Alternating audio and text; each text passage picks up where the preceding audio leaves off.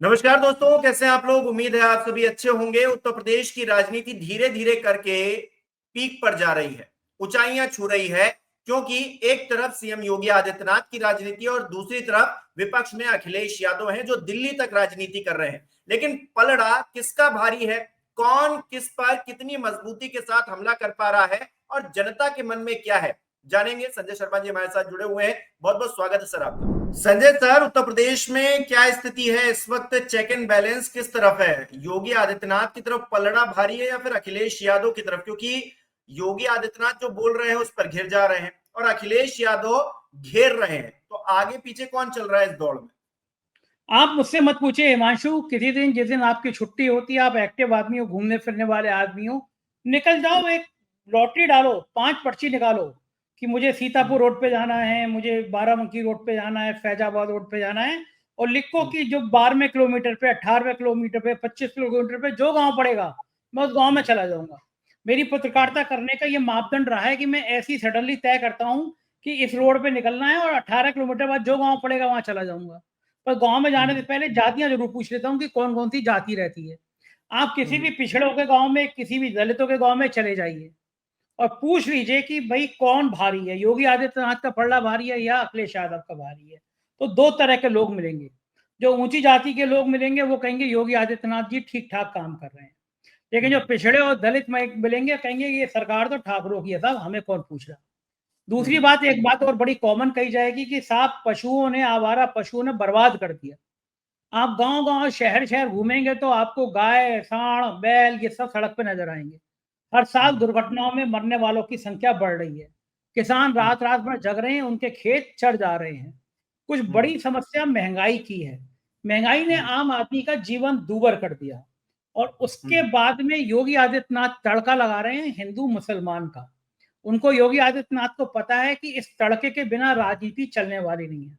लेकिन योगी आदित्यनाथ के पीछे मजबूरी यह है कि ये जितना तड़का लगाने की कोशिश करते हैं, दिल्ली उसको पंचर कर देती है। अब दिल्ली ने बड़े सुनियोजित तरीके से, आपको याद होगा कि गोदी मीडिया के चैनल जो बिना मोदी जी के सांस भी नहीं ले सकते, उन पे चला कि सरकार के भ्रष्ट अफसरों की फेरिस्त। आप ढूंढ के देख लीजिए, नाम देख लीजिए।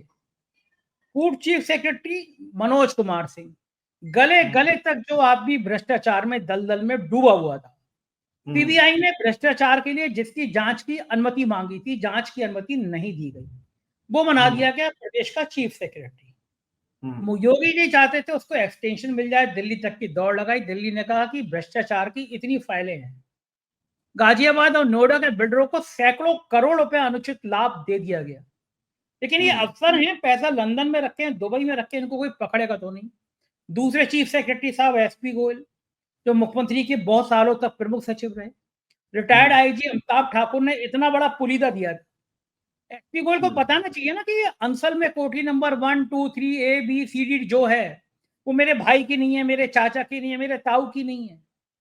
तीसरे अभिषेक सिंह बड़े करीबी थे। ऐसे तमाम अफसर हैं जो योगी आदित्यनाथ के सबसे करीबी थे, लेकिन दिल्ली के इशारे पर एक एक पत्रकार को सूची मिल जा रही है।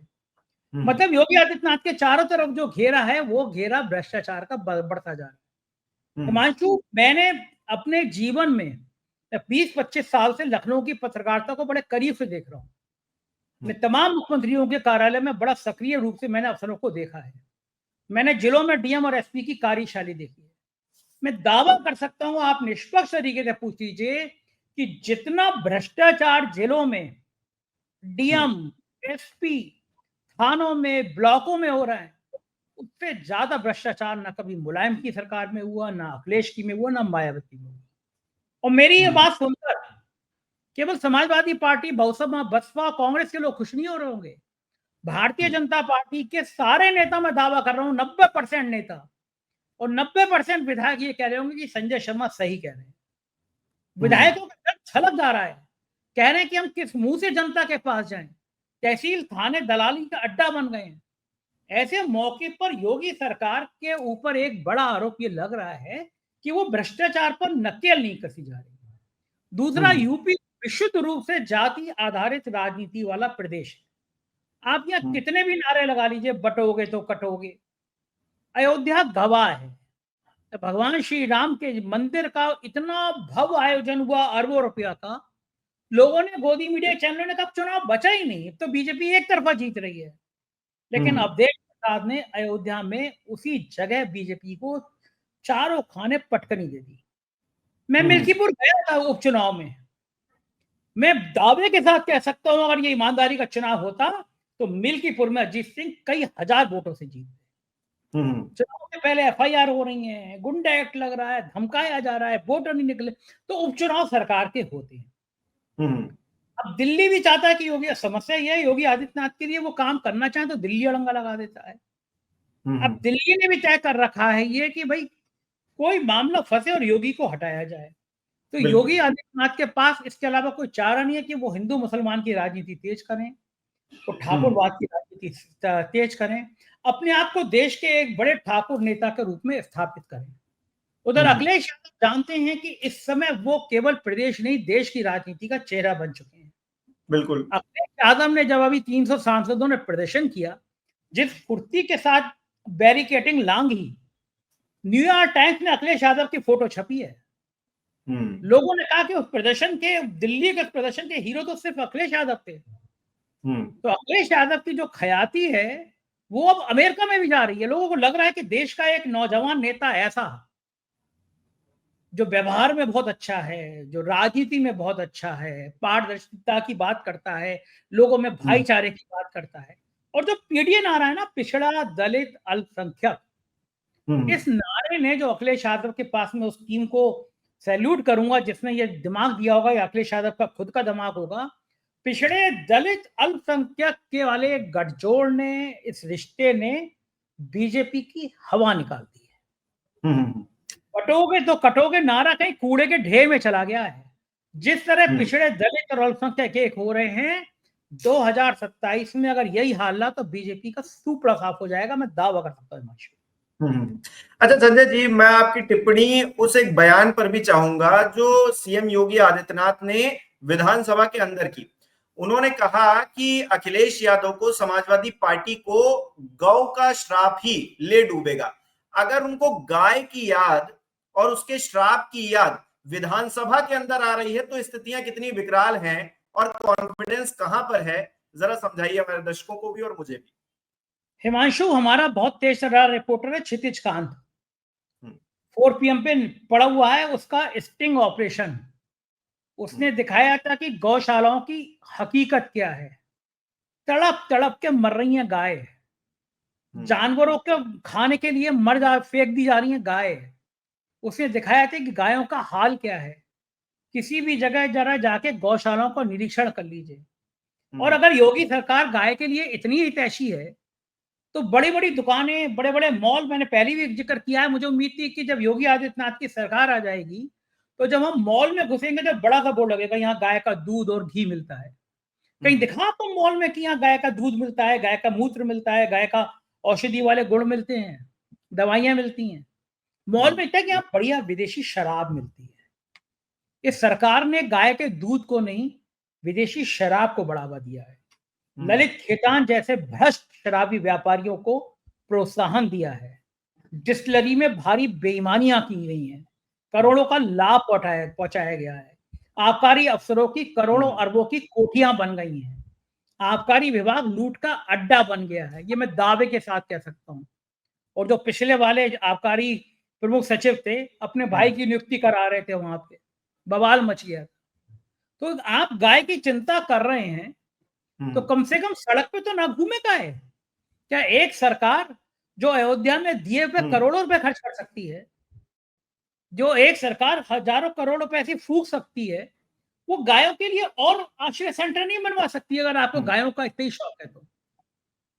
और मेरी बात क्या कर रहे हैं, भारतीय जनता पार्टी के विधायकों का आरोप है, लिखित में आरोप है कि गौ तस्करी बढ़ गई है, रेट बढ़ गए हैं गौ तस्करी के। सड़क पे गाय क्यों किसी नहीं, लोनी से विधायक तो सीधे सीधे ये कह रहे हैं ना कि गाजियाबाद में हर दिन सैकड़ों गाय कट रही हैं, आपने कोई संज्ञान ही नहीं लिया और आप विधानसभा में खड़े होकर अखिलेश यादव को श्राप दिलवा रहे हैं गौ माता से। बताइए, मतलब भाजपा का विधायक कहे कि प्रदेश में खुलेआम गाय कट रही है, रेट बढ़ गया है। मुझसे एक पुलिस के अफसर ने कहा कि क्या स्थिति हो गई है संजय जी, लखनऊ से बरेली तक, मैं एक उदाहरण देके बता रहा हूँ आपको कि पहले गाय को ले जाने में सपोज 10,000 रुपए खर्च होते थे कि चुपचाप ले जा रही है गाय, मान लीजिए, मैं एक उदाहरण दे रहा हूँ, वो सड़क कहीं की भी हो सकती है। बोले गाय अभी भी जा रही है, लेकिन अब रेट 50,000 हो गया है, क्योंकि रास्ते में बजरंग दल के लोग, गौरक्षा दल के लोग ना आ जाएं। पुलिस ने कहा कि बड़े छुपा छुपा के भेज रहे हो तो रेट बढ़ जाएंगे। आप मुझे बताओ कि प्रदेश में कितने शेल्टर हाउस बन गए गायों के लिए, कितने स्लॉटर हाउस बन गए। आप जो प्रदेश में सबसे ज्यादा पशु काटने का जिसपे आरोप है, आप रेड मीट की बात करते हैं, हर साल बकरीद पे बड़े बड़े व्याख्यान देते हैं, सावन के महीने में लोगों को सोचते हैं जो मीट खा रहे हो। हालांकि अब तो भारतीय जनता पार्टी के मिनिस्टर बिहार में खुलेआम मीट की, मटन की दावत देते रहे। आपको लगता है कि जो मांस और मीट खाता है वो बड़ा बड़ा बेकार आदमी होता है, वो तो इस लायक होता ही नहीं है कि उससे बात की जाए ना। मतलब मांस मीट खाने वाला व्यक्ति बड़ा निकृष्ट है। भैया मैं भी खाता हूँ, नॉन वेज मैं भी खाता हूँ, और मुझे छोड़ दीजिए, नाम नहीं लूंगा, भारतीय जनता पार्टी के कम से कम आधा दर्जन विधायकों ने मेरे साथ नॉन वेज खाया है, सावन के महीने में खाया है। आप क्या खाएंगे क्या पिएंगे इसमें कौन चिंता करेगा। दूसरा, प्रदेश में सबसे ज्यादा जानवर जिसके स्लॉटर हाउस में कटते हैं, उसने जब एक मॉल बनवाया तो उसकी गाड़ी में बैठ के योगी आदित्यनाथ मॉल में घूमे, नाम है लुलु मॉल, सबसे बड़ा स्लॉटर हाउस है, सबसे ज्यादा जानवर काटे जाते हैं। जिस तरह डायलॉग बोले जाते हैं कि आपको चीन की झालों का बहिष्कार करना है, और प्रधानमंत्री जब चीन जा रहे हैं, चीन ने हमारे गलगांव में, गलवान घाटी में शहीद कर दिए हमारे ना जाने सैनिक, लेकिन हम चीनी झालों का बहिष्कार करेंगे और ये लोग चीन के साथ माल काटेंगे। तो ये केवल आरोप प्रत्यारोप की राजनीति है। हकीकत में यह है, इन नेताओं को जनता को मूर्ख बनाने के अलावा कुछ आता नहीं है, और हमारी भोली भाली जनता को ये नेता शुद्ध रूप से मूर्ख बना रहे हैं। लेकिन पीडीएफ फार्मूले ने अब इनकी भी हवा खराब कर दी है।